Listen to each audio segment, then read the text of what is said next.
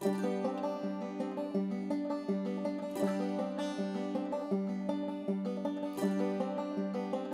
cháirde gael, bhí an bór fada a chabhra duine le duine.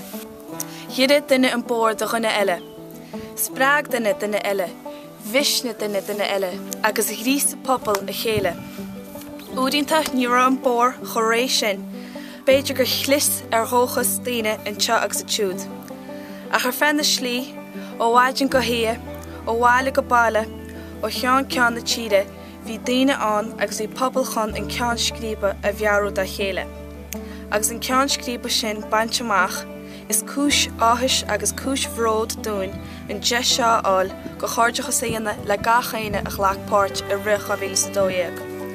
Na luchanna a tháinig chun cín le linn ar náiste reachtrúil ó ghuidóir go dtíon Ileán Áling seo, an Ís, an Aisling, an Mórtas, an Cur le Chéile, an Spirid Pobl, an Spirid Mille, an Tálaíocht, an Féin Visneacht, sinad na luchanna céanna a heasnaí na néidean sa bhliain 2012.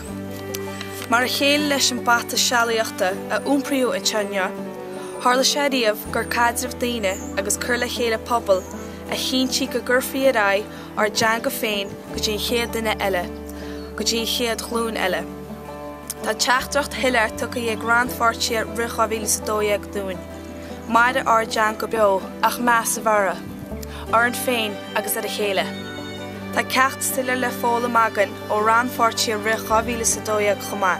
Is beagrod nach féidir na dhéine, ach a bheith sásta le aisteil na chéile. Gur míle mága go léir.